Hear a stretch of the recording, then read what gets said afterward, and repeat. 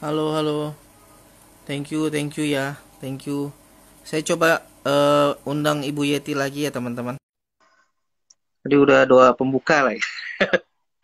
Bapak lah, nanti kita langsung masuk ke pembahasan ya untuk mempersingkat waktu kita. Halo, Ya, ya. akhirnya. Saya, maaf, saya itu tadi salah switch ini WiFi. Oke, oke, oke. Eh, Ini udah oke ya, Bun. Suara saya oke ya, Sudah, Bun. sudah. Saya udah apa? Rekap pertemuan kemarin. Oh, Ah, jadi ini, nah kita masuk ke pembahasan kita yang sekarang di part kedua nih, teman-teman. Teman-teman, Bunda. iya, kita memang teman.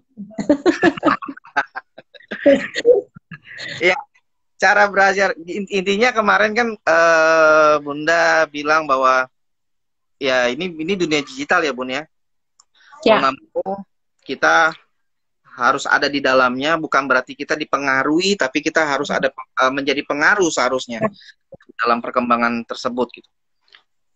Nah, kira-kira gimana, Bun, untuk menghadapi eh, dunia digital ini yang pasti banyak mempengaruhi, membawa pengaruh ke karakter setiap setiap anak-anak juga pastinya, Bun.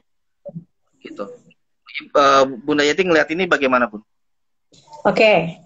Halo, selamat malam. Saya sapa dulu semuanya. Di sini sudah bergabung SMA Negeri 1 Bontang, SMA 2 Bontang, SMA 2 Sangatta, SMA 1 Wow. Tarakan, SMA 2 Tarakan, SMK 1 Nunukan, SMA Negeri 1 Tanjung Selor. Wow, saya udah sampai ke Kalimantan Utara tapi belum ke Tanjung Selor.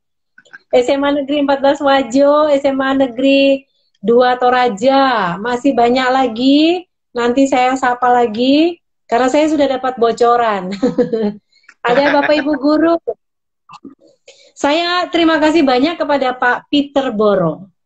Beliau begitu antusias untuk menyebarkan informasi ini kepada semua teman-teman dan rekan-rekannya, sehingga ada guru-guru, Pak Ulpa, Ibu, Pak Marcel, Bolin, Pak Jeffrey, Pak Yoel, Pak Peter sendiri, Pak Peter Palimbong, Pak Jerry, Bu Nurjani, Toding dari Toraja, Ibu Agustin Rambu. Wah, ini saya merasa tersanjung sekali nih guru-guru senior ya. Wah, Nah, kemudian ada Ibu Hermin Rose, ada Bu Lince Lora, selamat malam, Ibu, Bapak Guru.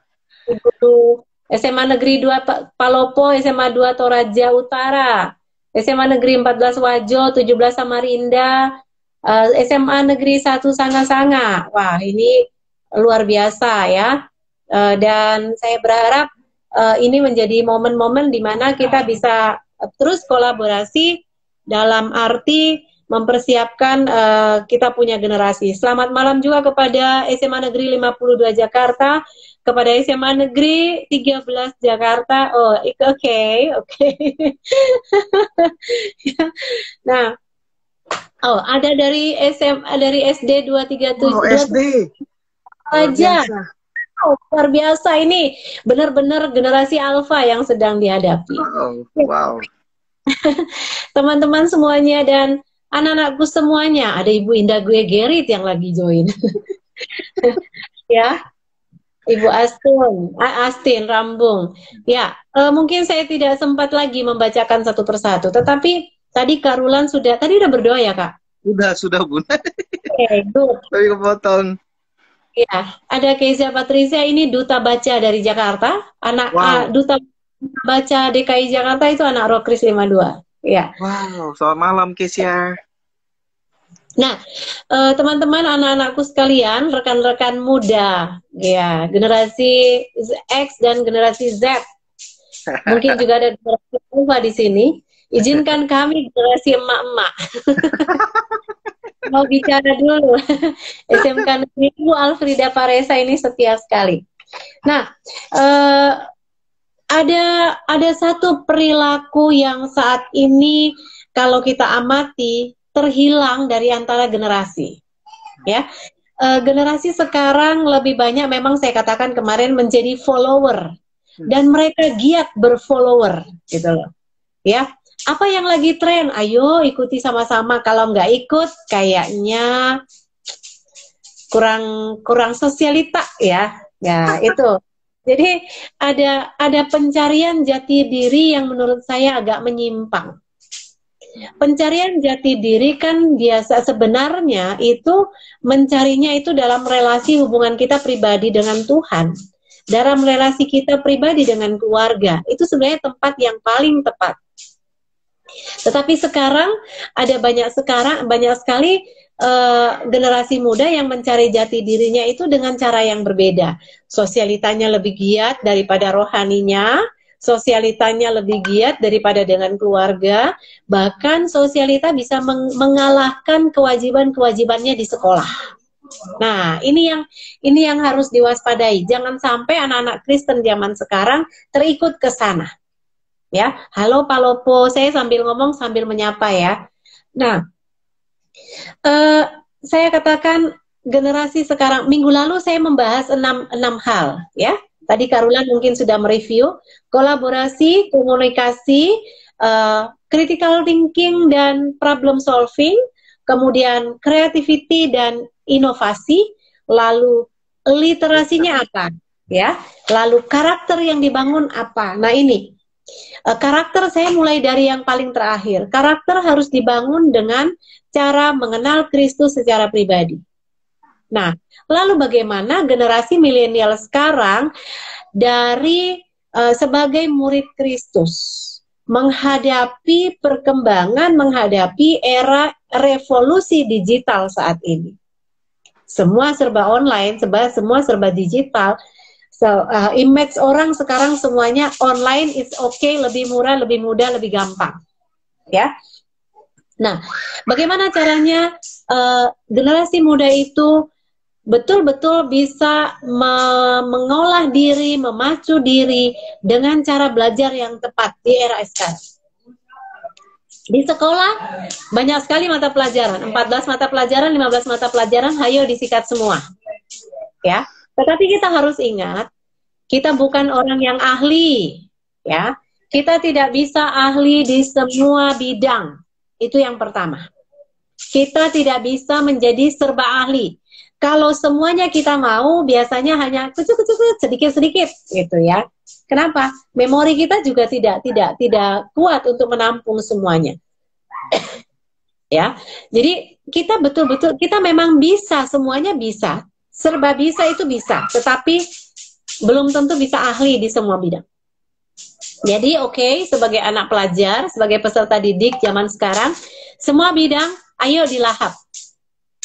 Kita harus kompeten.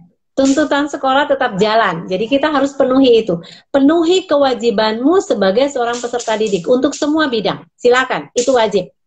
Semua guru pasti menuntut kamu. Saya guru agama Kristen juga menuntut. Ya. Apalagi guru agama. Kenapa? Karena kami merasa bahwa kalianlah penerus kekristenan. Kalianlah gereja masa kini dan masa yang akan datang. Kami sebentar lagi tua, mungkin Tuhan panggil. Tetapi yang menggantikan ini harus disiapkan. Jangan heran jika tuntutan-tuntutan untuk imanmu itu jauh lebih tinggi. Jauh lebih besar. Jangan heran. Kenapa? Karena ke depan tuntutannya jauh lebih keras. Jadi semua bidang mata pelajaran, lahap. Silakan. Kamu harus tahu, harus kompeten. Tetapi, sekali lagi, minggu lalu saya sudah bahas, temukanlah dirimu sebenarnya harus ada di bidang apa. Sekali lagi, jangan ikut orang. Perhatikan, orang yang berhasil bukan follower. Orang-orang yang berhasil adalah mereka yang berani memilih sesuai apa yang mereka mau. Berani memilih sesuai dengan bakat dan hobi mereka. Ya, orang yang berhasil berani. Walaupun 50 orang bersama dengan dia, yang 49 memilih jalan lain, dia yakin dengan bakatnya dan dia yakin dengan pilihannya, dia akan pilih. Dan ingat, kita membangun keahlian kita di satu bidang itu bukan dalam waktu 1-2 malam. Tidak. Perlu waktu yang panjang. Maka itu harus diasah. Perlu waktu yang panjang. Tetapi waktu yang panjang saya maksudkan di sini bukan berarti kita jadi penonton, tidak. Kita bergiat di bidang itu. Jadi cara belajar yang tepat di zaman ini adalah, umpamanya kamu jago di matematika. Banyak anak jago di matematika, belum tentu dia suka matematika. Ya. Ada anak yang jago berpuisi, belum tentu dia suka dengan bahasa Indonesia. Ya. Karena yang namanya kecerdasan itu bukan cuma sekedar 8 kecerdasan, tidak, banyak sekali. Yang namanya kecerdasan matematika itu banyak.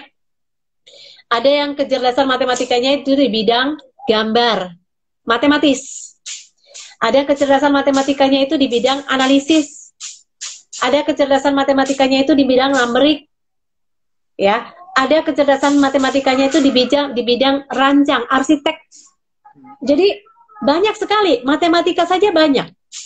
Di bidang bahasa Indonesia umpamanya itu juga banyak. Ya, ada yang dengan berpuisi, ada yang menulis, ada yang suka mudah membaca, tidak mudah menulis. Ya. Jadi temukan detil kemampuanmu di mana. Di satu bidang itu di mana. Ya. Temukan detil. Itulah yang harus digali, itulah yang harus diasah. Itu cara belajar yang tepat. Jadi semua bidang studi bisa, tapi temukan titik atau detilmu di bagian mana. Seni rupa umpamanya. Banyak orang suka melukis, tetapi ada yang namanya melukis itu banyak. Alirannya banyak. Ada yang manga, ada yang abstrak, ada yang macam-macam. Alirannya apa? Disitulah yang kamu harus tekuni. Ya, itu itu kalau soal keahlian. Kemudian setelah menemukan apa yang harus dilakukan, setelah menemukan, isilah dirimu dengan literasi yang berhubungan dengan itu. Nonton semua hal tentang hobimu. Baca segala informasi tentang hobimu, asah keterampilanmu, ikut kursus-kursus, apalagi sekarang banyak webinar. Sekarang banyak webinar gratis, ya. Sekarang banyak webinar gratis. Jadi tidak harus berbayar. Ikuti apa yang bisa kita ambil untuk mengasah diri kita, ya. Ambil semua, memanfaatkan kesempatan yang ada. Apalagi kalau di rumahmu ada wifi, ya. Kalau di rumah ada wifi, maksimalkan, jangan main game, ya. Ini putri saya yang bungsu, ya. Halo. Jangan hanya main game, tapi apa yang harus dilakukan untuk masa depan, untuk dirimu. Istilahnya orang itu kalau suka makan mangga, ya.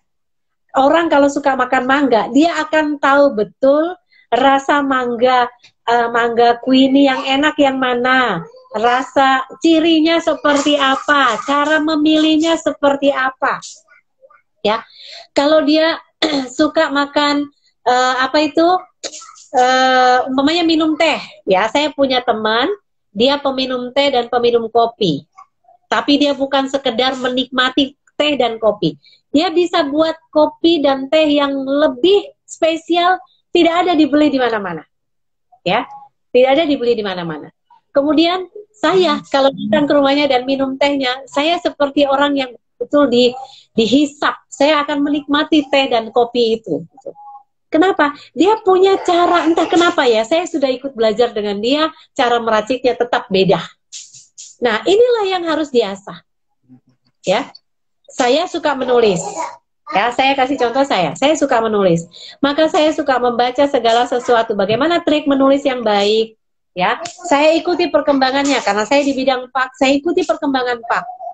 Ketika saya temukan perkembangan PAK 1 sampai 10, saya harus siapkan 1 sampai 15. Ke depan orang perlu apa? Ya. Baca buku semuanya. Bagaimana cara menulis yang baik? Bagaimana cara melayoutnya? Saya belum jago layout. Ada orang-orang yang sudah jago. Lalu cara mengedit bagaimana? Saya lengkapi juga diri saya dengan dokumen-dokumen yang diperlukan. Saya ambil sertifikatnya, ya, sehingga saya punya sertifikat saya legal, legal. Penulis profesional legal, punya suratnya, punya sertifikatnya, hal seperti itu.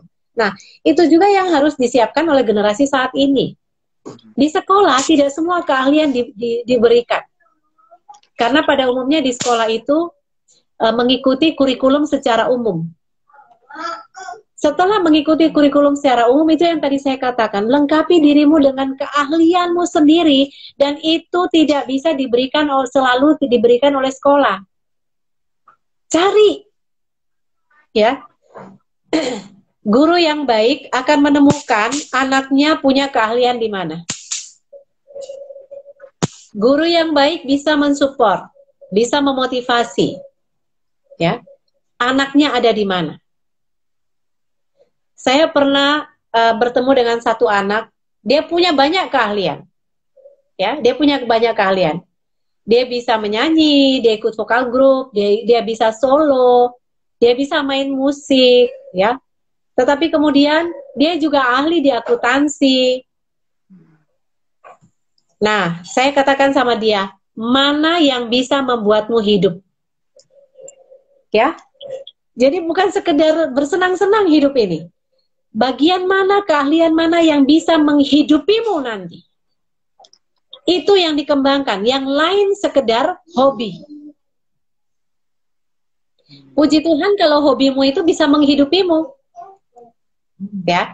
Sehingga di samping hobi, senang, mengembangkan bakat, juga bisa hidup dari situ. Nah, di luar semuanya, ada satu hal yang mungkin malam ini menjadi fokus kita. Diperlukan ekstra perilaku saat ini. Ekstra perilaku itu seperti apa? Saya beri contoh.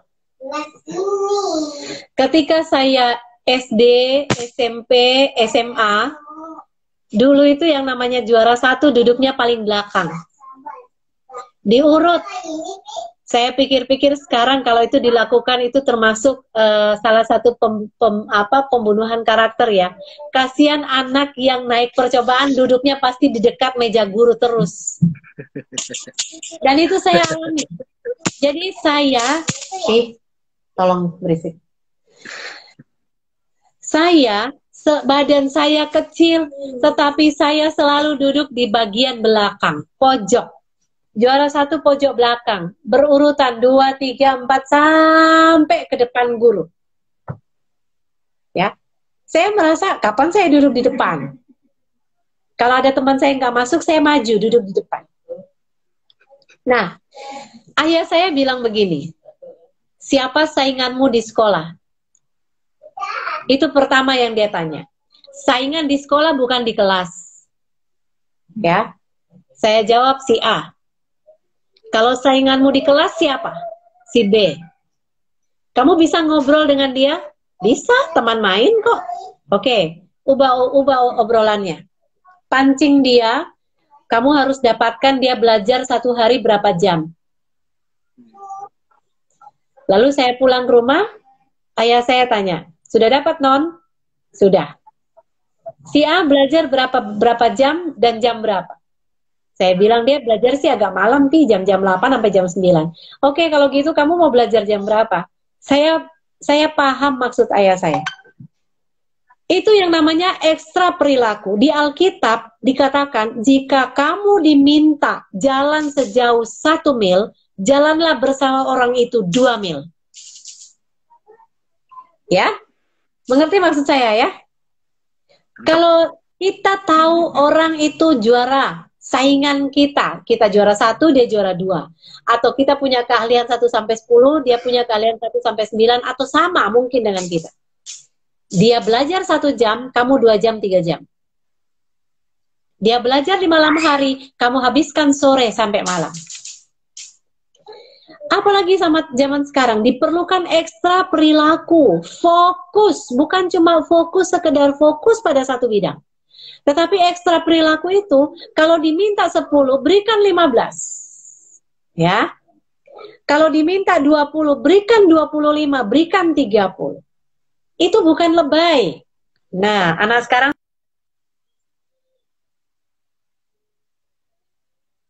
waduh.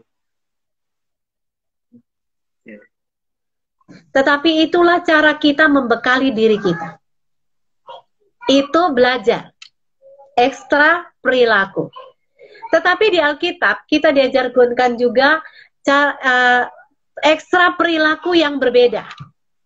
Bukan cuma diminta berjalan 1 mil lalu kita jalan 2 mil atau 1,5 mil, tidak. Lukas 9 ayat 23. Di sana dikatakan, jika kalau kamu mau menjadi muridku, pikul salib, sangkal diri, lalu ikut aku setiap hari.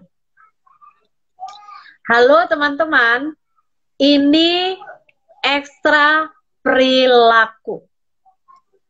Tadi di awal saya katakan banyak orang mencari jati diri. Tuhan Yesus katakan sangkal diri. Ya. Bukan mencari jati diri supaya kita yang dielukan. Menunjukkan, gue bisa ini, gue bisa ini, gue bisa ini. Tidak. Tidak. Tetapi apa? Yang namanya ekstra perilaku, sangkal diri itu, lepaskan semua keinginan pribadimu yang tidak Tuhan kehendaki. Harus berani lepaskan. Mau menjadi murid, harus berani melepaskan semua yang tidak berkenan. Ya. Begini, kan ada ilustrasi tentang pokok anggur dan ranting. Kalau tidak melekat, halo Bu Posma, ini guru 114, guru hebat. Ya. Kalau mau berbuah harus tetap menempel pada pokok anggur. Kalau tidak berbuah, toh akan dipotong, dibuang, dibakar. Ini bukan sadisme, juga bukan ancaman. Kenapa? Karena kalau orang melekat pada pokok anggur, dia pasti berbuah. Ya. Ranting melekat pada pokok anggur yang benar pasti berbuah. Tidak mungkin tidak berbuah. Kalau tidak berbuah berarti tidak melekat. Ya. Itu salah satu contoh. Itu jadi yang saya maksud dengan ekstra perilaku adalah apa yang orang lakukan dengan biasa saja. Hai kita, ayah. Nah, selamat malam. Ya. Kalau nggak disapa dia teriak terus pasti nanti. Ya. Jadi yang namanya ekstra perilaku, kalau orang melakukan dengan biasa saja, kita harus lakukan dengan luar biasa. Itu bukan soal lebay, tidak. Itu memang kebutuhan. Dan itulah cara menyiapkan diri ke depan. Ya. Diperlukan ekstra perilaku. Tadi saya sudah angkat satu, menyangkal diri. Kamu mau main game, menyenangkan main game itu. Menyenangkan banget. Apalagi kalau kita sering menang, tertantang, maniak. Ketagihan. Itu kesukaan yang susah dipendam, Bunda. Itu kesukaan yang susah dilepaskan, Bunda. Aduh, oh my God, ada yang lain gak sih? Itulah. Sekarang tuliskan, apa sih yang menjadi paling kesukaanmu, yang suka merebut banyak waktumu, yang suka membuang banyak pulsa dan wifi-mu. Catat. Nanti evaluasi. Apakah itu bisa menjadi tabungan masa depanmu? Jika tidak, coret, tanggalkan itu. Itu yang namanya menyangkal diri. Itu ekstra perilaku pertama. Ekstra perilaku kedua. Tadi yang pertama ahli di bidang. Yang kedua sangkal diri. Yang ketiga pikul salib. Oh, kebanyakan kita senangnya ekstra cashback, Bun. Ya. Ekstra cashback dari hal yang kurang berguna kadang-kadang. Ya. Pikul salib. Namanya pikul salib itu bukan menderita karena kesalahan, no. Menderita karena kesalahan itu wajib. Hukumnya wajib. Siapa suruh buat kesalahan? Ya kan? Tolong doakan saya ya, saya berbuat salah, saya akan memikul. No, itu bukan salib. Itu memang hukuman yang wajar. Kalau kita menderita, kalau kita Contohnya, menanggung sakit karena memang terlalu banyak makan manis, diabetes. Ya memang itu resiko. Ya, nggak bisa dibantah. Itu cashbacknya dari makan banyak, terlalu banyak makan manis. Nggak bisa Cashbacknya, ditentang. iya, terlalu banyak makan babi panggang, kolesterol, itu cashbacknya. Dan saya katakan itu bukan salib. Yang namanya salib adalah kita menjadi the best, kita melakukan yang terbaik, tetapi kita selalu ditentang. Kita melakukan yang terbaik untuk orang lain, tetapi kita selalu jadikan musuh. Kita melakukan yang benar, tetapi kita ditentang. Kita melakukan kebenaran, tapi kita diejek. Kita setia kepada Kristus, tetapi kita dipermalukan. Itu namanya salib. Yang anehnya, zaman sekarang, banyak orang lebih suka sakit, menderita karena kesalahan, daripada sakit menderita karena kebenaran. Ini, ya, banyak godaan selama di rumah, Bunda, ya mulutnya ngeganyem. Ya. Maksudnya makan terus tanpa henti. Ingat, overweight. Mengembang ke kanan ke kiri, Bun.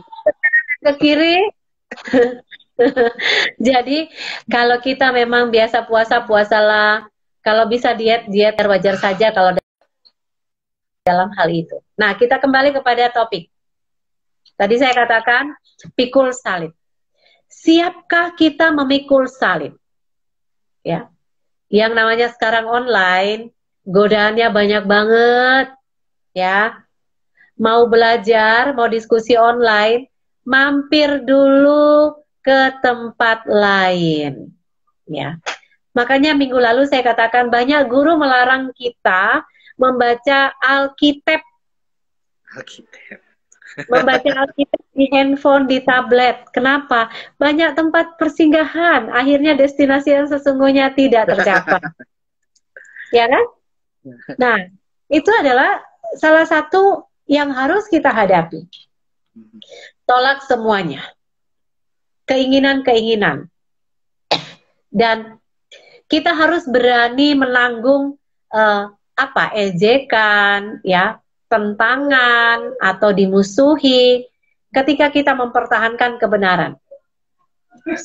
Contohnya, yang paling sering sih di anak sekolah itu adalah copy paste tugas.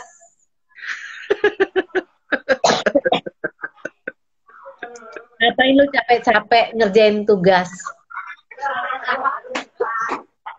Copy paste aja punya gua, lu tinggal ubah dikit-dikit. Nggak mikir. Ya, udah nggak mikir. Biarin, kasih sih dia kopi-kopian, cepetan biar kita cepat main game. Ada banyak hal. Ya, yang melakukan silakan tersenyum.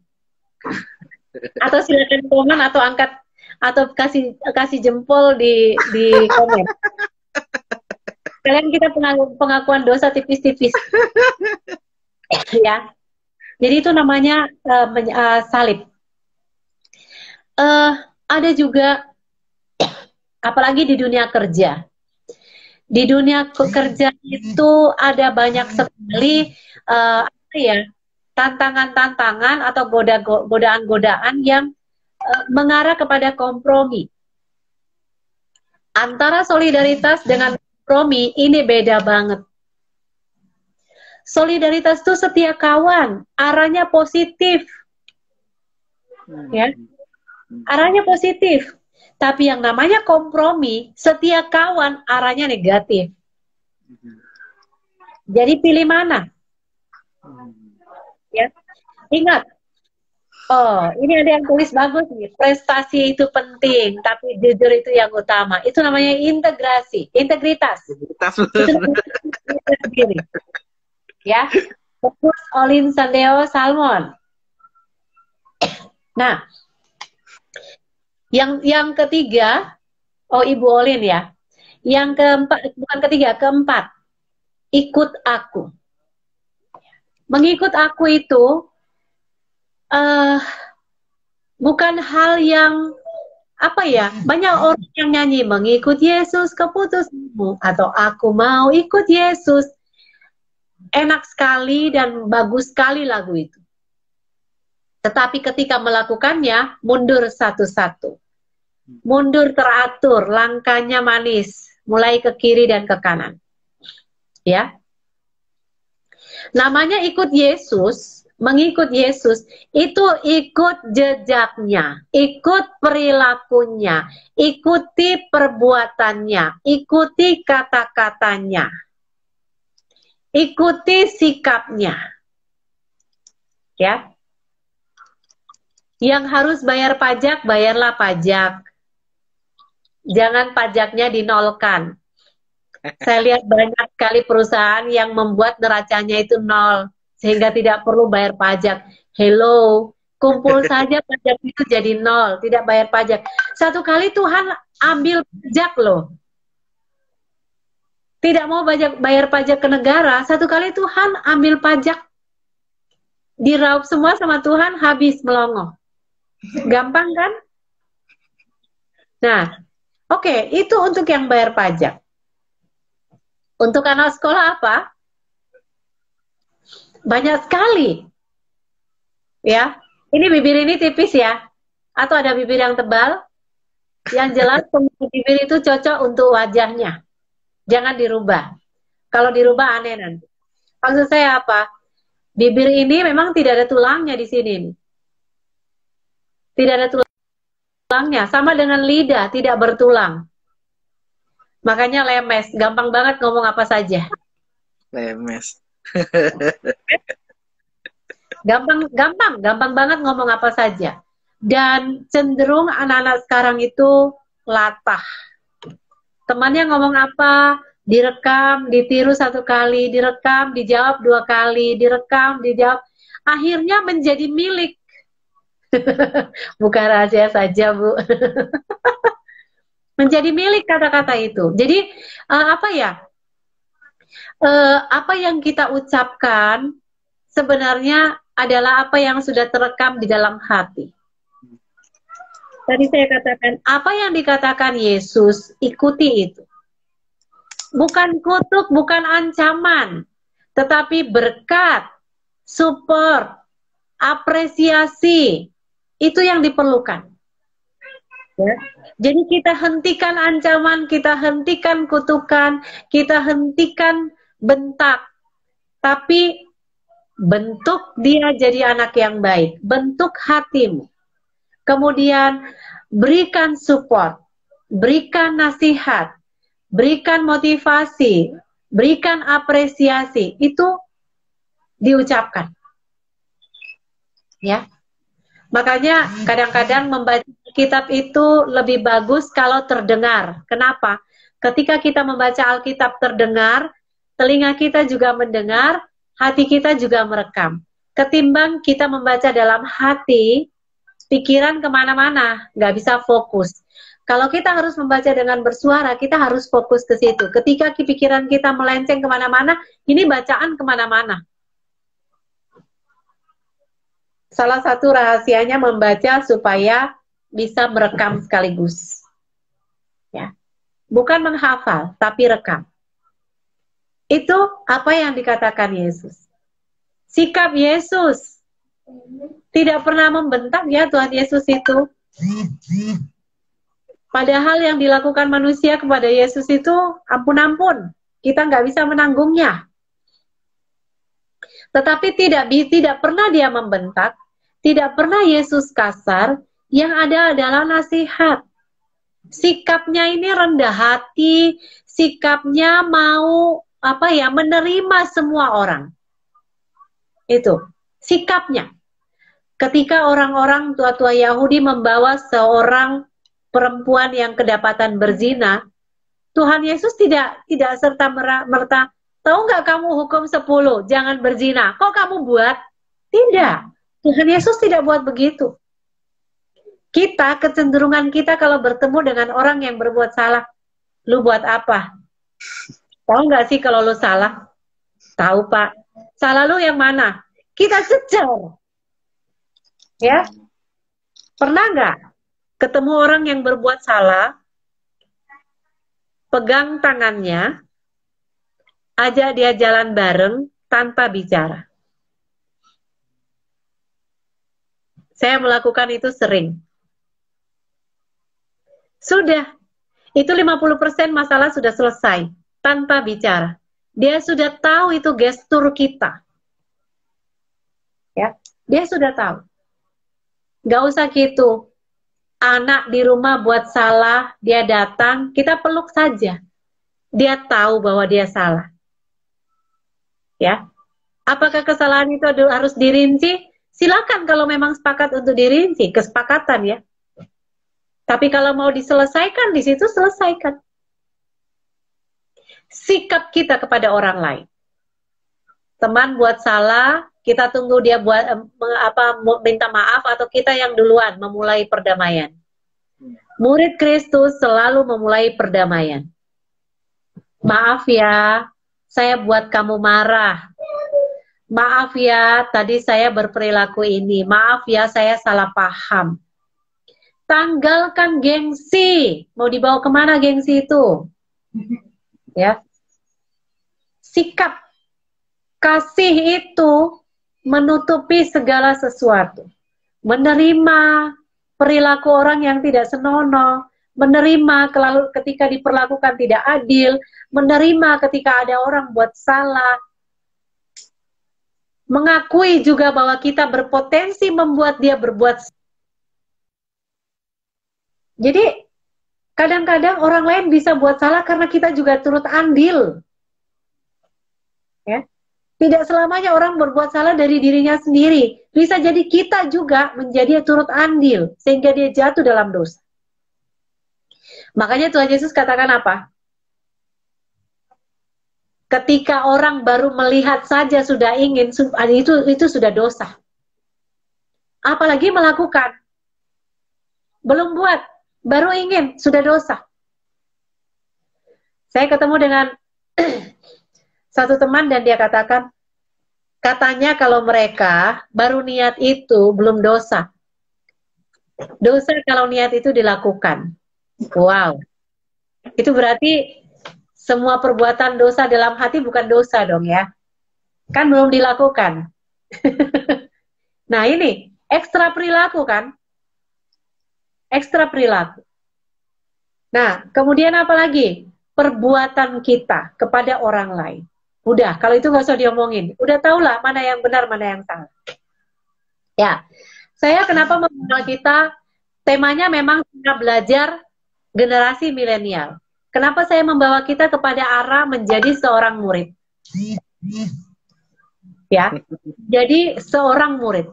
Menjadi murid Kristus memang yang namanya tampil beda, bukan aneh. Bukan tampil aneh, tetapi yang namanya tampil beda adalah menunjukkan perilaku ekstra yang jauh lebih benar, jauh lebih baik dibanding orang kebanyakan. Standarnya tinggi. Bukan sekedar baik, tapi benar. Ya, catat itu bukan sekedar baik, tapi benar. Tidak semua yang baik itu benar. Tetapi apa yang benar pasti baik. Mazmur 119 di sana dicatat. Dengan apakah seorang muda menjaga perilakunya tetap bersih? Dengan melakukan firman Allah. Minggu lalu saya angkat firman Tuhan dari Roma 12 ayat 2. Menjadi serupa dengan Kristus. Mungkin generasi milenial akan berpikir, Bu, saya nggak perlu jadi orang percaya sungguhan, saya bisa juara 1 kok di kelas. Ya, juara 1. Iya, nilai, itu angka, bukan kehidupan. Ya, angka, bukan kehidupan. Generasi milenial sekarang sekolah untuk mendapatkan nilai atau untuk menyiapkan kehidupan di depan. Kalau hanya untuk sekedar mendapatkan nilai, gampang. Banyak cara yang bisa kamu lakukan. Dan kamu ahlinya. Ya, saya jarang bisa menangkap anak nyontek, saya jarang. Karena saya kurang ahli di bidang itu. Saya akui saya tidak ahli menangkap anak nyontek. Ya, pernah 1-2 kali, tapi saya tidak ahli. Benar-benar saya bingung caranya. Bagaimana caranya? Ya, tapi it's okay lah. Ada prinsip yang lebih penting dari itu. Ketika kita bisa berbohong kepada guru, kita tidak bisa berbohong kepada diri sendiri. Dan bukan cuma sampai di situ, kita tidak bisa berbohong kepada Tuhan. Semua dicatat di dalam semua dicatat di dalam kitab. Apakah kitab kehidupan atau kitab kematian? Ini masalahnya. Ya. Ya.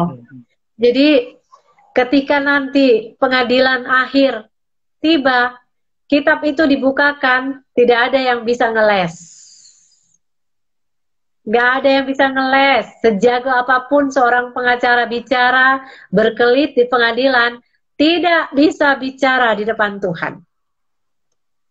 Apalagi kita yang nggak tahu ngomong. Jadi generasi sekarang tuntutannya ekstra.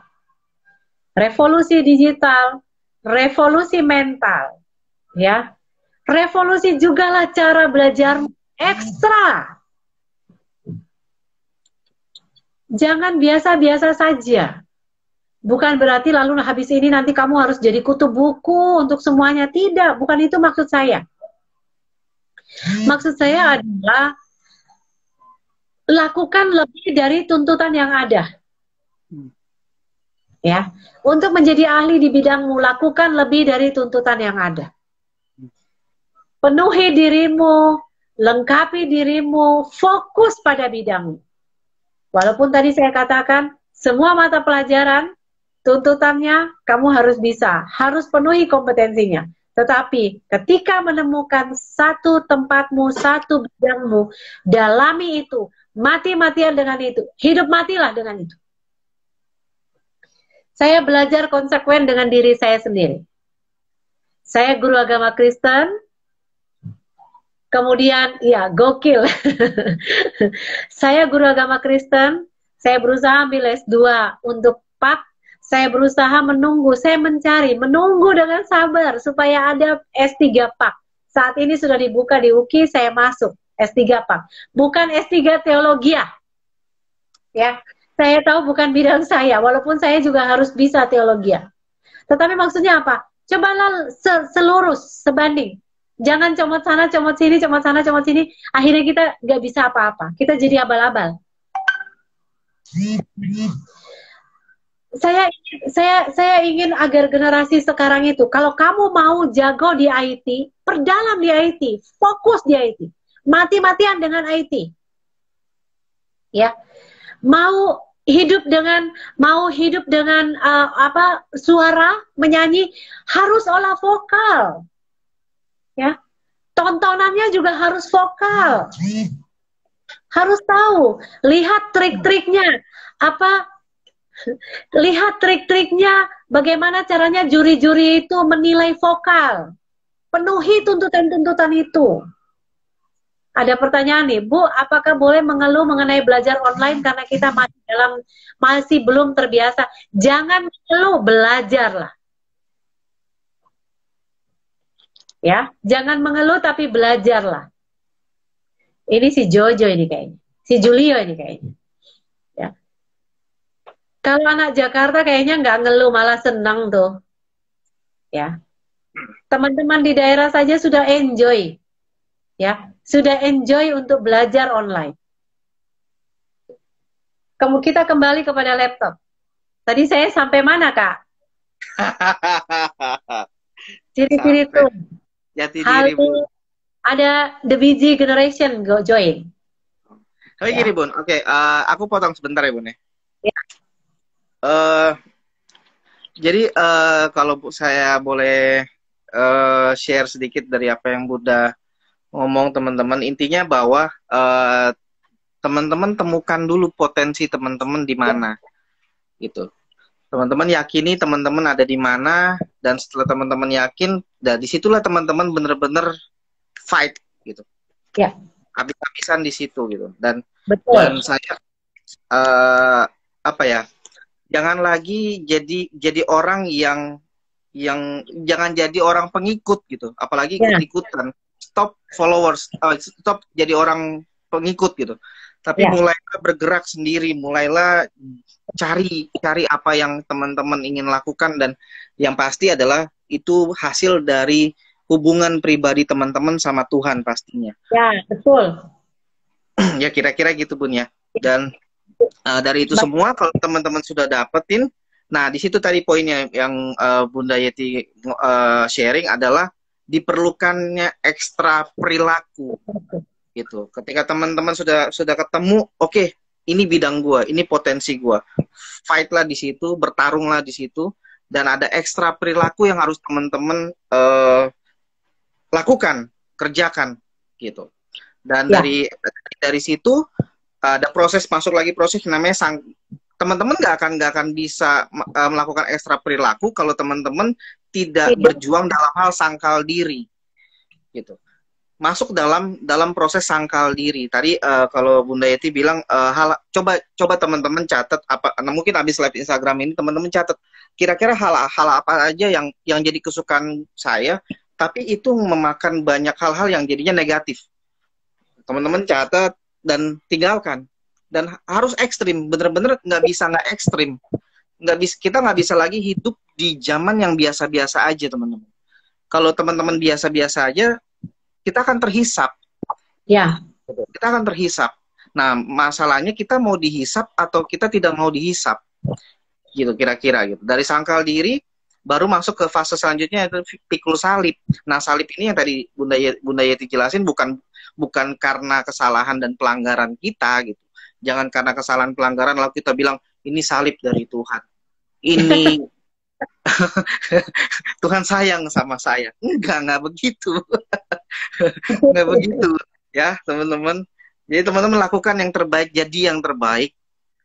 Kalau saya bicara, kalau ada anak pelajar yang suka curhat, bicara tentang pasangan hidup, pacaran gitu. Saya cuma bilang kalian mau dapat yang terbaik, jadilah yang terbaik.